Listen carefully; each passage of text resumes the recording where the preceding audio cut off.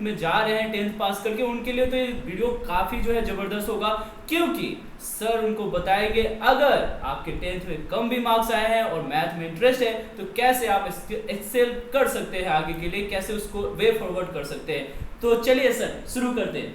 नमस्कार सभी दोस्तों को, खलील अहमद सर हमारे साथ है। सर तो सर जो हमारे दर्शक है, व्यूवर्स है, उनके बच्चे हो सकते हैं या उनके भाई बहन हो सकते हैं जो अभी अभी 10th पास किए होंगे और जो 12th भी पास किए होंगे, ठीक है सर। तो हम बस ये चाहते हैं, जैसे कि आज आप आए हैं तो हम बस अपने व्यूअर्स को एक प्रोडक्टिव चीज़ देना चाहते हैं, इस व्यूज़ से उनको कुछ मिले, ठीक है।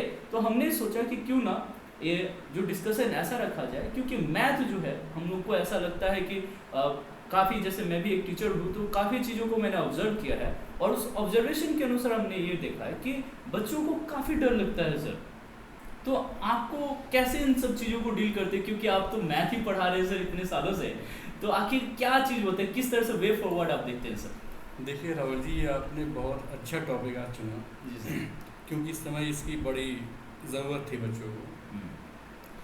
मैथ्स कोई भी ऐसा सब्जेक्ट नहीं है, जैसे आप कह रहे हैं बग भी है, कोई भी सब्जेक्ट आपका डिफ़िकल्ट नहीं होता है। Yes sir. उससे डिफ़िकल्ट बनाता हमारा माइंड है। अगर हमने मन से सोच लिया कि हाँ ये चीज़ डिफ़िकल्ट है तो वो डिफ़िकल्ट है, अगर मन से सोचे ये आसान है, ये आसान है, हम कर लेंगे। कुछ हमारा परिवेश बना देता है कि अरे वो सब्जेक्ट लिया है उसमें बहुत वो करना है, तो उससे एक माइंड पे साइकोलॉजिकल इफेक्ट पड़ता है। तो पहले एक बार इससे आप अपने आप को दूर कर लें कि कोई भी ये सब्जेक्ट, साइंस का कोई भी सब्जेक्ट डिफ़िकल्ट नहीं है। दूसरी चीज़, मैथ्स में आपको केवल एक चीज़ चाहिए होती है, वो है डेली की प्रैक्टिस और आपका बेसिक कंसेप्ट क्लियर होना। और ये केवल मैथ में ही नहीं चाहिए, हर सब्जेक्ट दुनिया का आप उठा लीजिए, जब तक उसमें आपको बेसिक नहीं मालूम होगा आप आगे का काम कर ही नहीं पाएंगे। तो सबसे पहली चीज़ हमारी ये हो गई। अब सपोज करो हमें जब 2 का पहाड़ा ही नहीं आता है तो 2 8 ही हम कैसे बता पाएंगे? तो सबसे पहले तो हमें टेबल से होगा ना 2 करना, या कैलकुलेशन नहीं पता तो हम 2 to 4 कैसे बता पाएंगे? Yes sir. तो अगर हमारा बेसिक अच्छा है तो हम आगे बढ़ते चले जाएंगे, और बेसिक ही हमारी बुनियाद होती है किसी भी सब्जेक्ट की, किसी भी करियर में जाने के लिए। जी सर। तो मतलब सर मेरा एक और डाउट आ रहा है, बीइंग अ स्टूडेंट मैं आपसे एक सवाल पूछना चाहता हूँ। ऐसे मेरे मैथ तो खराब नहीं है, हाँ, मतलब नहीं, बस मैं स्टूडेंट के बिहाफ पे एक सवाल पूछना चाहता हूँ, क्योंकि मैंने देखा है कि जो फास्ट कैलकुलेशन होता है, जो बेसिक मैथ होता है, उससे जब करते हैं क्वेश्चंस तो काफ़ी आसान हो जाता है, ठीक है। तो मैं बस आपसे थोड़ा सा और इसका डिस्क्रिप्शन जानना चाहता हूँ कि जैसे जो बच्चा क्लास 10 तक मैथ में जिसके कम नंबर आए हैं और वो साइंस लेना चाहता है और मैथ भी लेना चाहता है उसमें, तो आखिर वो क्या स्ट्रेटेजी रखे जिससे उसका जो भी वो पिछला जो भी उसने मतलब जो है कि पाप किए हैं, ठीक है जो भी पाप किए, हम तो उसको पाप ही कहते हैं कि आपने पूर्व में कुछ काम नहीं किए तो आपको नेक्स्ट जो है समय में काम करना ही पड़ेगा। तो आखिर वो कैसे उस चीज़ को सुधारे सर, क्योंकि ये बहुत ज़्यादा। हाँ, ये बड़ा अच्छा एक आपने क्वेश्चन आपने और पूछ लिया है राहुल सर। आप एज ए खुद टीचर हैं, आप जानते हैं कि बहुत अच्छी मेहनत करते हैं बहुत से बच्चे, अब उनके मैथ में क्लास 10 में मार्क्स अच्छे नहीं आ पा रहे हैं तो वो एक होपलेस होने लगते हैं। कहीं पे होपलेस होने की ज़रूरत नहीं है। क्लास 10 आपका केवल 11 में एडमिशन का एक फॉर्मेट है। आपका टैलेंट आपके अंदर है, सपोज किसी XYZ किसी भी रीज़न से आपके मार्क्स कम आ गए, कोई इशू नहीं है, आप 11 में मैथ्स लीजिए। मगर मैथ्स लेने से पहले अपने टारगेट को फोकस करिए कि आपको आगे करना क्या है। क्योंकि जब आप आगे टारगेट को फोकस करते हैं कि हमें किस क्षेत्र में जाना है, क्या करना है, तब आप क्या होते हैं, आपका माइंड कंसंट्रेट होता है, तब जाके आप और अच्छा वर्क कर पाते हैं उस रिजल्ट में। केवल ये करना है और आप टेंशन फ्री होकर मैथ्स लीजिए। बट जो काम आपने 10th में किया, सपोज अगर आपने प्रैक्टिस इतना नहीं कर पाए, उसके ऊपर आपके ऊपर फोकस करना होगा, रेगुलर प्रैक्टिस चाहिए मैथ्स में। मतलब सर एक चीज़ जो है मैं सोच रहा हूँ कि आखिर क्या उन बच्चों को 10th के वापस से क्वेश्चंस करने होंगे या फिर जो 11th 12th में उसी को इम्प्रोवाइज करना होगा? नहीं, अब जो 11th पढ़ेंगे 10th में, जैसे उनका जो बेसिक कंसेप्ट अगर कहीं पे नहीं क्लियर है, पहले तो उसको भी थोड़ा सा अभी छुट्टियाँ मिलेगी।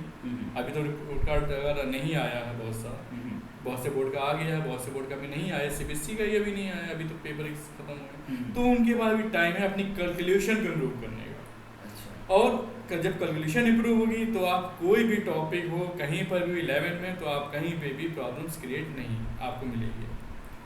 सर पर जैसे आप 11th-12th में जाते हैं तो मैथ का जो भी बेसिक्स रहता है वो तो वहाँ पे इंटीग्रेशन डिफरेंशिएशन तो नहीं होता है, तो बच्चों के लिए तो नया ही है। तो उन बच्चों के लिए जो बच्चे बेसिक्स मैथ ही नहीं जानते हैं, वो अगर इंटीग्रेशन कैलकुलेशन सीखने जाएंगे तो कैसे वो डील करेंगे सर? नहीं, अगर इसीलिए तो मैं आपको बता रहा हूँ, अभी हमारे पास टाइम है 2 महीने जी, प्लस आप इंटीग्रेशन डिफरेंशिएशन पे तो बहुत बाद में आते हैं। हाँ, पहले तो आप चैप्टर 1 पे जाएंगे सेट थोड़ी। हाँ, तो एक कॉन्फिडेंस का देखिए टीचिंग का कंसेप्ट है वो क्या है, psychological, easy to difficult, inductive to deductive methods की तरफ बढ़ना। तो कंसेप्ट ही वही है हमारे पास, इजी। तो पहले जब आप इजी स्टेप बाय स्टेप बढ़ेंगे तो आपको वहां तक पहुंचते पहुंचते आपका माइंड खुद ही सेटअप हो चुका होगा।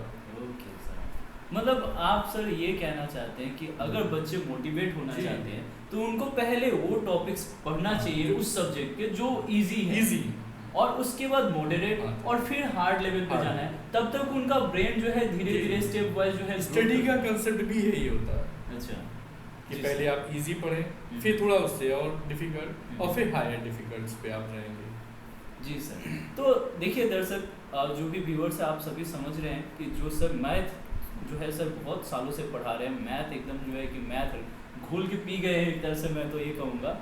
पर मैंने सर को ऑब्जर्व किया था कि still sir is solving a lot of questions for students. ठीक है, 11th-12th के लिए सर ने काफ़ी क्वेश्चन जो है प्रैक्टिस किया है, जबकि सर इतने साल से पढ़ा रहे हैं, फिर भी नए नए जो क्वेश्चंस वेरिएशन जेई की मैंने देखा था सर आपको, आपने तो नहीं देखा पर मैंने देखा था आपको कि आप सॉल्व कर रहे थे।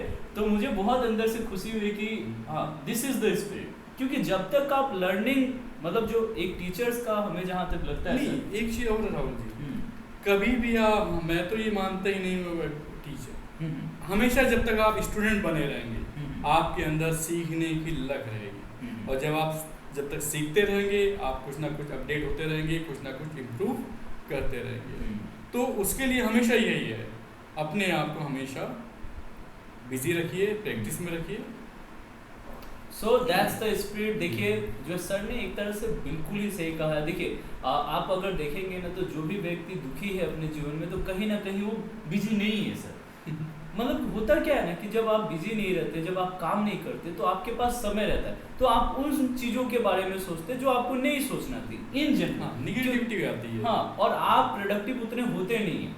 क्योंकि मुझे सर आज मैं जिस लेवल पे पहुंचा हूँ, मैं जो प्रोडक्टिवनेस जो मेरे अंदर आया है, तो कहीं ना कहीं मैंने बहुत मेहनत किया सर। तो जब मैं इस जैसे एक फेज से होकर दूसरे फेज पे जब जाते हैं तो बहुत हार्ड होता है, चैलेंजिंग होता है, और ज़्यादातर लोग ना टूट जाते हैं वहाँ पे, क्योंकि वो जो लेवल होता है सेल्फ रियलाइजेशन का, और जब सेल्फ थॉट आते हैं तो हर कोई जो है बर्दाश्त नहीं करता। जिनका ब्रेन जो है वीक होता है, जिनका कम्युनिकेशन वीक होता है, वो तो मतलब एक तरह से तबाह हो जाते हैं सर। मतलब वही तो टाइम होता है जहाँ पे अपने आप को संभालना है या बिखरना है। अगर उस टाइम पे आपने अपने आप को संभाल लिया तो आप आगे बढ़ते चले जाएंगे, और आपने बड़ा अच्छा अचीव किया है राहुल सर। तो देखिए सर से मैं मतलब एक चीज़ जो बताया आप लोगों को, देखिए कि इतना आसान कुछ भी नहीं है दुनिया में। ठीक है, for every penny things you have to work hard, you have to utilize your things.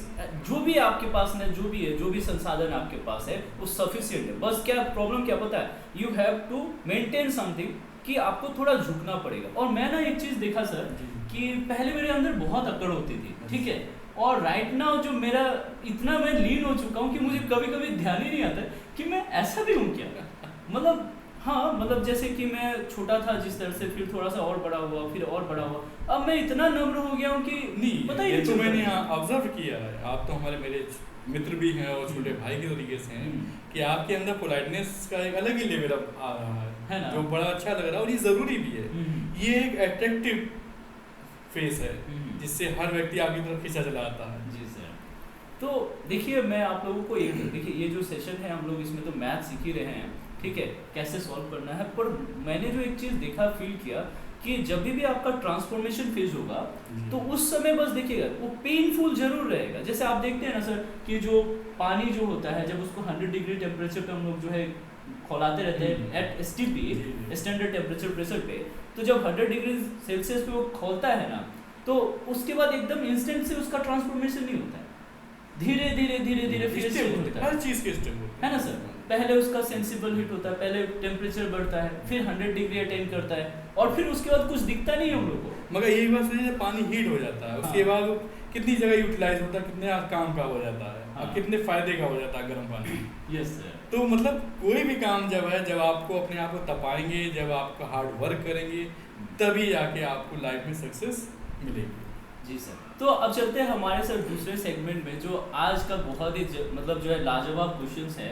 मुझे लगता है बच्चों को बहुत ज़्यादा प्रेशर फील होता है ऐसा चीज़। सर जो एग्ज़ाम टाइम होता है और जो बच्चे पूरे सेशन में मतलब मान लीजिए कि ऐसे वैसे करके चले जाते हैं और लास्ट में उनको समझ में नहीं आता है कि अब कैसे करें, ठीक है, तो उस पर क्या करना चाहते हैं कि क्यों, क्या ऐसा क्या करें बच्चे जिससे वो प्रोडक्टिव रहे और वो फेज ही नहीं आए उनके जीवन में? कोई भी चीज़ का वर्क जो है वो रूटीन के ऊपर डिपेंड करेगा। जी सर। और वो रूटीन क्या होगा कि जिस दिन आपका फर्स्ट क्लास हो, यानी सेशन का फर्स्ट क्लास, उस दिन से अगर आपने रूटीन बना लिया, आपको लास्ट में एंड में दिक्कत नहीं होगी, आप नर्वसनेस नहीं फील करेंगे। बट आपने साल भर तो पढ़ा नहीं है, फिर सोचें पूरा सिलेबस हम लास्ट में कवर करेंगे, तो एक अपने आप ही ओनली नॉट मैथ या कोई भी सब्जेक्ट, तो सब्जेक्ट फोबिया वो आपको लगेगा। उसका सबसे अच्छा तरीका यही, आप टेंशन फ्री अगर होना चाहते हैं एग्ज़ाम टाइम में, तो मतलब अभी से आप एक लेसन प्लान माइंड में स्टार्ट कर लीजिए सेट, कि हमें कितना पढ़ना है, हर टॉपिक पे कितना हमें टाइम देना है और कितने टाइम पे हमें कवर कर लेना है। पर सर मुझे जहाँ तक याद है सर कि मैंने भी क्लास 10th में एक शेड्यूल बनाया था। क्लास 10th और 9th में मैं शेयर करना चाहता हूँ आप लोगों से। मैं शेड्यूल बनाता था सर, और वो शेड्यूल एक सप्ताह चलता था, और फिर नेक्स्ट वीक में खत्म। मतलब मेरा जो मोटिवेशन है सर एक ही सप्ताह चलता था, ठीक है। तो जैसे कि अब मेरे पास जो मोटिवेशन है वो सेल्फ रियलाइजेशन है, ठीक है, लेकिन जो वो एज है जब आप टीनेजर रहते हैं तो सेल्फ रियलाइजेशन वाला मोटिवेशन नहीं रहता। तो उस समय ऐसा क्या किया जाए सर जिससे आप मोटिवेटेड रहे? तो आप क्यों एक हफ्ते का बना रहे हैं शेड्यूल? अब अभी आप क्यों, उसकी वजह बता दो। एक हफ्ते का आप बनाया, पता चला बीच में आपको कहीं जाना पड़ गया, जी सर, पता चला कहीं पे मम्मी ने किया बेटा ये सामान ले आओ पढ़ने बैठे हैं, तो आप चले गए, आपका डिस्टर्ब हो गया। शेड्यूल आप पर डे के हिसाब से बनाइए कि आज हमने कौन से टॉपिक किस सब्जेक्ट में पढ़ लिए हैं। जब आप शाम को गो टू बेड जाएंगे तो उससे पहले आप कल का माइंड मेकअप कर लीजिए, कल हमें क्या क्या करना है। आप एक एक दिन का जब करेंगे तो थोड़ा उससे क्या होगा, आपके अंदर कॉन्फिडेंस आएगा। अब होता क्या है, आपने एक हफ्ते का बना लिया, आपने 1 मंथ का बना लिया, और 1 मंथ या 1 वीक के बाद आप नहीं कर पाए तो आप अपने आप में डिमोटिवेट होने लगेंगे। मगर जब आप पर डे का बनाएंगे, पर डे उसको करने की कोशिश करेंगे, तो अगले दिन आपके अंदर अपने आप कॉन्फिडेंस आना शुरू हो जाएगा। तो ये भी करने का एक तरीका हो सकता है जी आजकल बच्चों को। बिल्कुल सर ने जो है एक तरह से अपना ही शेड्यूल बता दिया आप लोगों को क्योंकि being a private faculty you have to work hard. Yes और नो सर? श्योर। देखिए मतलब आप नहीं राहुल सर, ये जरूरी नहीं है प्राइवेट फैकल्टीज, हर क्षेत्र में आप चाहे गवर्नमेंट में जाइए, कहीं भी जाइए, अगर आपका अपना शेड्यूल है, नेक्स्ट डे मुझे क्या करना है, तब आप उसके लिए माइंड मेकअप कर पाएंगे, उसके लिए तैयार हो पाएंगे। तो सर मतलब मैं इसलिए कह रहा था ऐसे कि गवर्नमेंट वाले तो नॉर्मली काम कर नहीं पाते हैं सर, काम तो प्राइवेट वाले ही करते हैं। तो जेन्युइन सी बात है, देखिए आप लोग बुरा माने अच्छा माने उससे मुझे नहीं फर्क पड़ता है। मैं जो आपको कंसर्न बता रहा हूँ, देखिए गवर्नमेंट में बहुत कम लोग ही जो है प्रोडक्टिव रह पाते हैं, क्योंकि जो उनके ऊपर जो है निरीक्षण करने वाला होता नहीं है इन जनरल। अगर है तो फिर वो प्रोडक्टिव रहेंगे, लेकिन हाँ, लेकिन जो प्राइवेट सेक्टर है ना, वहाँ पे आपको जब भी पैसे मिलते हैं तो आपके जो टॉप मैनेजमेंट में जो लोग हैं वो पूरा आपको ऑब्जर्व करते रहते हैं, आपको देखते हैं कि आखिर आप क्या कर रहे हैं, उनका जो है जो पैसा जो सिंगल पेनी जो यूज़ कर रहे हो वो सही तरह से यूटिलाइज हो रहा है कि नहीं। और मैं भी देखिए, मैं भी तो एक बिजनेसमैन भी हूँ, तो मुझे भी वही दिखता है कि मैंने जो इसको पैसा दिया है वो मेरा पैसा जो है यूज़ हो रहा है कि नहीं। इसमें राहुल आपने बड़ी अच्छी एक बात कह दी कि पेमेंट की यूटिलाइजेशन, अब उसमें ये 2 बातें और आती हैं। जो पेरेंट्स बेचारे फीस पे कर रहे हैं, तो अगर एक सिंसियर टीचर है, जो रिस्पॉन्सिबल टीचर, वो खुद सोचेगा कि पेरेंट्स फीस पे कर रहे हैं, तो इस हर एक बच्चे के लिए कोशिश की जाए कि अच्छी से अच्छा ही बने जी।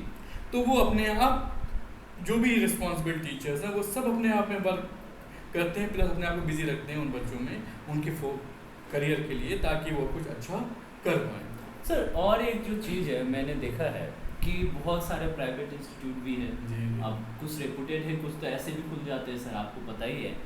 तो उनमें तो स्टैंडर्ड मेंटेन नहीं होता, पर पेरेंट्स को तो लगता है कि वही चीज़ है, क्योंकि हमारे पास बहुत सारे ऐसे बच्चे आते हैं, तो मुझे तो साफ साफ दिख जाता है सर। गवर्नमेंट का भी दिखता है, गवर्नमेंट में ना उनका कोई ग्रूमिंग तो होता ही नहीं। गवर्नमेंट क्लास स्कूल वाले जो बच्चे हैं, भले उनके जो है 480 आ जाए, 500 में से 450 आ जाए, पर मैंने जब उनको ऑब्जर्व किया तो मुझे यही लगा कि नहीं, इनमें जो एक इम्प्रूवमेंट चाहिए। देखिए, आप याद करके नंबर ला सकते हैं, कोई डाउट नहीं है मुझे, क्योंकि चीज़ें बहुत रिपीटिव हो गई है सर। कि किसी भी बच्चे को हम लोग जब लाते थे नंबर्स, तो काफ़ी जो है कि एक स्ट्रगल वाला फेज था। इतना पढ़ने के बाद सिलेबस कंप्लीट नहीं होता था हमसे, और आजकल सिलेबस पहले ही खत्म हो जाता है, क्योंकि सिलेबस है ही, रह ही कितना गया है। अब आप लोग देखिएगा सर, अभी जो इससे पढ़ाते हैं हम लोग, तो हम लोग बहुत स्पेसिफिक हो जाते हैं, सारी चीज़ तो हम ही करा देते हैं, है ना। कि आजकल जो इंस्टीट्यूट वगैरह है ना, तो उसमें टीचर इतने मेहनत करते हैं, जो प्राइवेट इंस्टीट्यूट है और अच्छा है, उसमें इतने मेहनत करते हैं कि बच्चों को बस क्या करना होता है कि आओ, बैठो, सीखो, जाओ, प्रैक्टिस करो, नंबर आ जाएंगे। पर हमारे समय में ऐसा होता था कि आओ, बैठो, सीखो, उसके बाद प्रैक्टिस करो, फिर भी नंबर नहीं आएंगे। ठीक है, फिर भी डाउट रहेगा कि क्योंकि सिलेबस ही कंप्लीट नहीं होता था सर। पहले सिलेबस भी तो बहुत था। हाँ। जब से अब ये 2-4 साल इधर कोरोना टाइम के बाद जो तो आप बच्चों के लिए तो ये बड़ा अच्छा ठीक है कि अब तो बहुत सिलेबस कम हो गया है, रिड्यूस हो गया बहुत से टॉपिक। तो अब तो बड़ा एक गोल्डन चांस है इस समय बच्चों के लिए कि हाँ अच्छा कर सकते हैं सर। तो अब जो है इस सेशन के इन सेशन पे हम लोग आ गए हैं, तो फाइनल सवाल जो सबसे ज़्यादा मतलब जो है एक्साइटिंग है, और बच्चों को सच में जानना होता है कि सर आखिर ऐसा क्या चीज़ होता है कि जब एग्ज़ाम आ जाता है तो बच्चे एकदम डिप्रेशन में आ जाते हैं, प्रेशर फील करते हैं, उनको लगता है मेरा कुछ कंप्लीट ही नहीं हुआ, जबकि बहुत सारे बच्चे पढ़ के रखे रहते हैं। और फिर उन बच्चों के लिए क्या सर, जो बच्चे पहले से नहीं पढ़ पाते हैं और फिर लास्ट मोमेंट में ट्राई करते हैं, तो हम चाहेंगे कि आप दर्शकों को दोनों ही चीज़ों के बारे में बताएं। देखिए, जो बच्चे ना साल भर पढ़ा तो उन्हें तो टेंशन लेने की है होता ही नहीं है। बस उन्हें ये करना है, अपनी जो स्टडी साल भर की है उसको रिवाइज कर देना है, प्लस जो एग्ज़ाम है उससे 1 घंटा पहले अपनी बुकों को बंद करके माइंड को रिलैक्स कर लेना है, ठीक है। और जिन्होंने साल भर नहीं भी पढ़ा है उनके लिए सबसे अच्छा यही है, जितना भी मेन पॉइंट्स हैं, की पॉइंट्स होते हैं किसी भी सब्जेक्ट के, उनको अपना एक बार सेल्फ स्टडी कर लें। क्योंकि देखिए, कोई भी पेपर होता है वो 3 कैटेगरी के ऊपर डिपेंड करता है कि जो सी मतलब वीक स्टूडेंट है वो भी हमारा बच्चा इतना पास कर ले, इतना कर ले, जो उससे थोड़ा सा बेहतर है वो भी कर ले, और कुछ ए ग्रेड का जो बच्चा है वो भी कर ले, प्लस कुछ सुपर इंटेलिजेंट होगा उसके लिए कुछ क्वेश्चन स्पेशली भी होते हैं। तो अब ये आपको देखना है कि आप किस कैटेगरी में अपने आप को रखते हैं। नहीं है तो आप अपना इतना तो कर लीजिए कि हाँ जो मेन की पॉइंट्स हैं उतना अगर आप कर लेते हैं तब भी आपका स्कोर अच्छा हो जाएगा। सर और एक चीज़ है, जैसे कि मैं आपसे मतलब शेयर करना चाहता हूँ दर्शकों को, कि जैसे होता क्या है ना कि आप पढ़ाई करते रहते चीज़ें आप सीखते रहते और फिर सीखते रहते पढ़ते रहते और फिर एग्जाम में जाते हैं आपसे नहीं बनता है। तो ऐसा क्यों हो रहा है? वो आप सीख तो रहे हैं राहुल सर, जैसे आप बता रहे हैं क्वेश्चन को, बच्चे सीख तो रहे हैं। अब उनका ओवर कॉन्फिडेंस ये होता है कि आज उन्होंने पढ़ लिया है, उन्हें याद हो गया है, अब उन्होंने उसे अलग रख दिया कि हाँ मुझे याद हो गया। अब 4 दिन के बाद क्या होता है, वही पॉइंट आपने देखा होगा मैथ्स है या हम लोग जो भी साइंस सब्जेक्ट हैं, हम लोग आज बना देते थे क्वेश्चंस अपने टाइम में, मगर अगर 1 महीने बाद फिर से वो बुक्स या वो टॉपिक देखते थे तो ये लगता तो था कि हाँ ये आंखों से गुजरा है, मगर कहीं भी फिर भी पेन जो है रुक जाता है। अच्छा सर, मतलब बहुत ही एक्साइटिंग है। ऐसे मैं अब तो जानता हूँ चीज़ें, ठीक है, मतलब मुझे आज पता है कि क्या करना होता है, क्योंकि अब तो मैं खुद टीचर हो गया हूँ और फिर मैंने बहुत सारा प्रैक्टिस किया। लेकिन 12th में ना मेरे साथ एक सेम सिचुएशन हुआ था कि मैंने इतना पढ़ा था, मतलब जो मैं जेन्युइनली बोलता हूँ ऐसे, तो मैंने बहुत अच्छे से पढ़ाई की, लेकिन एक चीज़ मैंने भूल गया कि प्रैक्टिस भी करना होता है। मैं सब कुछ करते जा रहा था पूरा एकदम मस्त। तो एग्जाम में जब बैठा तो आते तो सब थे, ऑप्शंस में जो होता वो भी आते थे, और जब मैं लिखना शुरू किया तो आधा आंसर होने के बाद उसके बाद आ ही नहीं रहा। यानी मैंने जो है 100 क्वेश्चन मार्क्स के क्वेश्चन अटेम्प्ट किए और मैंने सब में आधे ही सवाल का जवाब दिया, किसी ने भी पूरा सवाल का जवाब नहीं दिया, ठीक है। तो और वही जो शॉर्ट क्वेश्चंस होते हैं वो पूरा जवाब था, क्योंकि उसमें कुछ बचता ही नहीं है, ठीक है। हाँ, तो इसके लिए क्या किया जाए सर? आपने देखा होगा सर, अभी हम लोग यहाँ पे या आपका अपना घर है, मेरा अपना घर है, और लाइट चली जाए, हाँ, तो हम लोग जीने पे चढ़ने के लिए हमें लाइट की जरूरत पड़ती है नहीं पड़ती है? किसी हाँ, रूम में जाने के लिए? अच्छा, हाँ, थोड़े नहीं पड़ेगी। हमें लगता है हाँ, हमारा सा हैबिचुअल है और डेली का रूटीन में है। हाँ, हाँ, क्यों? क्योंकि हमारे लिए वो डेली की प्रैक्टिस में है। तो इसीलिए प्रैक्टिस हर जगह पे। पेन जहाँ पे रुकता है इसका मतलब वहाँ पे प्रैक्टिस नहीं हुई है। अब हर क्वेश्चन के ऊपर प्रैक्टिस ये भी नहीं कहा एक क्वेश्चन को हमने 10 बार करना है, 2 बार कर लिया ठीक है, बट एक हफ्ते के बाद फिर से हमें उसको रिवाइज करना होगा जी। फिर 1 महीने के बाद में कुछ क्वेश्चन देख लिए, फिर से पुराने के यहाँ देखें, उसमें से कोई पॉइंट ऐसा नहीं जो मिस हो रहा है, तो आपको खुद अपने आप में लगने लगे हाँ ये पॉइंट मिस हो रहा है। जहाँ पे पेन आपका रुके उससे ज़्यादा आसान कुछ नहीं है। जहाँ पे पेन रुका इसका मतलब ये पॉइंट हमारा क्या है, इस पे हमें जोर देने की ज़रूरत है। यही एक सोल्यूशन है प्रैक्टिस करने का। जी बिल्कुल सर ने बिल्कुल सही कहा। जैसे कि मैंने अब जैसे मैं पढ़ाई करता हूँ सर, तो अब तो मैं एक बुक को एक दिन में ख़त्म कर देता हूँ मतलब इतना इन्हेंस किया हो मैंने खुद को। लास्ट मतलब जो है 2-3 दिन पहले मतलब मैंने NIL से पेपर 1 जो है पेपर 1 को कम्प्लीटली जो है मतलब जो है स्टडी किया। तो उससे पहले एक दिन मैंने पूरा जो है उसका सिलेबस निकाला, सिलेबस निकाल के पूरा जो उसका नोट्स बनाया, और उसके बाद नेक्स्ट दिन नहीं, उसके 2 दिन बाद जो है मैंने उसको पढ़ा और कंप्लीट हो गया। तो अब मुझे वो स्ट्रेटेजी पता है, लेकिन तब नहीं पता था। तो देखिए ये फाइनल स्ट्रेटेजी मैं आपको बताना चाह रहा हूँ। ऐसे तो शुरुआती है, कोई भी बुक हो, कोई भी चीज़ हो, तो सबसे पहले जो है सिलेबस को पढ़िए। सिलेबस को अगर आपने समझ लिया तो उसके बाद उस सिलेबस के अकॉर्डिंग आप नोट्स बनाएं और उस नोट्स को आप रिवाइज करें, बहुत ही कम समय में आपका कंप्लीट हो जाएगा। और अभी टेक्नोलॉजी इतनी अच्छी एडवांस हो गई है कि आपको कंपाइल करने में लिखना भी नहीं पड़ेगा चीज़ों को, बहुत सारी चीज़ों को नहीं लिखना पड़ेगा, टेक्नोलॉजी आपके लिए लिख देगी। अच्छा ये ज़रूरी है, अगर आप मॉडर्न टेक्नोलॉजी को साथ में यूज़ करके अपनी स्टडी को रखेंगे तो आपको अपने आप चीज़ें आसान लगने लगेंगी जी। ये बहुत ज़रूरी है क्योंकि नई टेक्नोलॉजी इतनी अच्छी आ रही है, उनका जब आप यूज़ करेंगे, विजुअलाइजेशंस करेंगे, ग्राफिकल मेथड से आप सॉल्व करेंगे क्वेश्चनों को, तो वो बहुत आसान लगते हैं। अब आप साइन का को आपको 90 है आपको याद है, 180 नहीं याद होगा। जब आप ग्राफिकल जाएंगे तो आपको अपने आप ही याद होगा कहाँ पे कौन सी वैल्यू लाई कर रही है। तो मैथ में जितना वर्क प्रैक्टिस का है उसमें ग्राफिकल प्रैक्टिस का भी बहुत इंपॉर्टेंट रोल है जी। तो और एक चीज़ ज़रूर है राहुल जी, किसी भी काम को करने का कि करते करते सीखते रहिए, सीखते सीखते आप करते रहेंगे। तो जितना आप प्रैक्टिस करेंगे आप सीखते रहेंगे, और जितना सीखेंगे उतनी प्रैक्टिस करेंगे, तो आपके पास दोनों ही मतलब कहीं ना कहीं सर का ये कहना है कि अगर आपको कुछ चीज़ें नहीं आती है तो कोई बड़ी बात नहीं है, पहले स्टार्ट करिए, स्टार्ट कर दिएगा तो थोड़ा बहुत आपको नॉलेज आएगा और उसके अकॉर्डिंग आपके जो भी डाउट्स होंगे फिर आप और आगे बढ़िएगा, प्रोसीड करिएगा, तो आपके सारे डाउट भी खत्म हो जाएंगे, आप सीख जाएंगे, अपने आप होते रहेंगे। बिल्कुल ना सर, ऐसा ही कुछ है जी।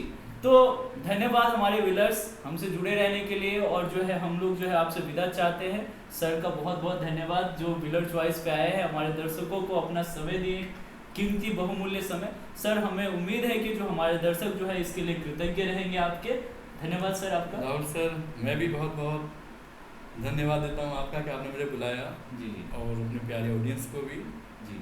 ठीक है सर, कहना मैं यही चाहता हूँ अपने ऑडियंस को और आपको भी कि दुनिया में मैंने एक चीज़ देखा सर, एक होता है सपना, एक होता है मकसद। तो पहले मैं सपने देखता था, अब मेरे पास मकसद है। तो जब से मेरे पास मकसद आया ना, तो मैंने ईगो, एटीट्यूड और क्या क्या जो चीज़ें होती हैं, जब आपके वो मकसद आ जाएगा फिर इन सब के लिए जगह ही नहीं बचेगी जी। तो बिल्कुल मेरे पास अभी कुछ भी नहीं बचा है। अगर मुझसे कोई नफरत भी करता है तो मैं ध्यान नहीं देता उस चीज़ को, क्योंकि वो थोड़े समय के लिए है। जब वो मुझे जानते हैं तो उनको पता चल जाता है इस व्यक्ति को फर्क ही नहीं पड़ता है, तो नफरत करके अपना क्यों बर्बाद करें। तो ये है मतलब जो है कि कौन क्या कर रहा है उस पर हमें ध्यान नहीं देना है, हमें अपने यहाँ पे ध्यान देना है। और जब हम अपने यहाँ पे ध्यान देंगे तो हमारे पास इतना टाइम ही नहीं रहेगा कि कौन हमारे बारे में क्या कह रहा है। जी सर बिल्कुल। तो मैं आप लोगों से भी यही उम्मीद करता हूँ कि अपने आप पे काम करें, ठीक है। और जैसे आज हमारे बीच सर उपस्थित है, कहीं ना कहीं आप में से भी कोई जो है व्यक्ति आए हमारे साथ जुड़े, ठीक है, और इसी तरह से अपना व्यू पॉइंट जो है दे हमारे दर्शकों को और मित्रों को। धन्यवाद व्हीलर चॉइस के साथ जुड़े रहने के लिए। Thank you very much.